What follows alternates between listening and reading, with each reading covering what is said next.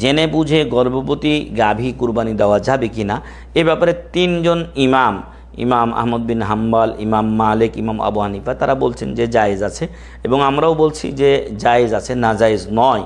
তবে এটা থেকে বিরত থাকা উচিত। কেন? এটা এজন্য যে যেই গাভীটার পেটে বা যেই ছাগলটার পেটে বাচ্চা আছে, যদি আপনি জবাহ করেন এটা, তাহলে নিশ্চিত বাচ্চাটা নষ্ট হয়ে যায়। আরবদের মধ্যে এটা ছিল আগে, যে যদি বাচ্চাটা মারা যায় তার মাকে জবে করার কারণে, তাহলে তার মাকে জবে করাটাই যথেষ্ট, ওই গোস্তটা খাওয়া যাবে। কোন লোকটা আছে আমাদের সমাজে যে এই ছোট বাচ্চাটার গোস্ত খাবে? এটা স্বাভাবিক রুচি হবে না, এটাই স্বাভাবিক আমাদের সমাজে।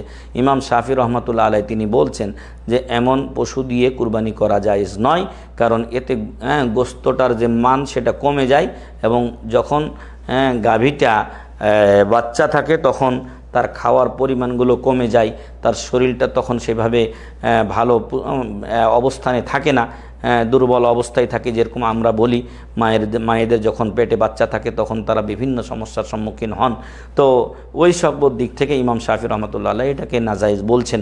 তো আমি বলবো যে যদি আপনি নিশ্চিত জানেন যে এর পেটে বাচ্চা আছে, আপনি কুরবানি করিয়েন না, কারণ কুরবানি করলে নির্ঘাত একটা বাচ্চা নষ্ট হওয়ার উপক্রম হয়ে যায়।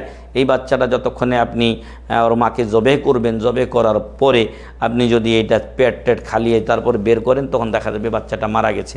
আর যদি জীবিতও পাওয়া যায় তবুও এই বাচ্চাটা আর বাঁচার সম্ভাবনা তেমন একটা থাকে না, আর থাকলে ওর মা তো মরে গেছে, কার দুধ খাওয়াবেন আপনি?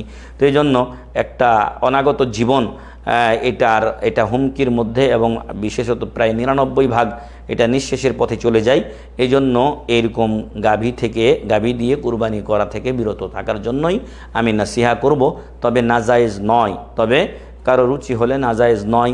কেউ যদি কোনো সময় অনন্যপায় হয়ে যায় যে তার পক্ষে আর গরু বা ছাগল কেনা সম্ভব হয়নি, এখন একটা আছে যেটা হয়তো এরকম পরিস্থিতিতে, তাহলে তার জন্য এটা জায়েজ আছে। কিন্তু এগুলো এড়িয়ে চলা ভালো, যাতে করে এই যে তার অনাগত সন্তানটা বাঁচে। আল্লাহু আলাম। জাযাকুমুল্লাহু খাইরান।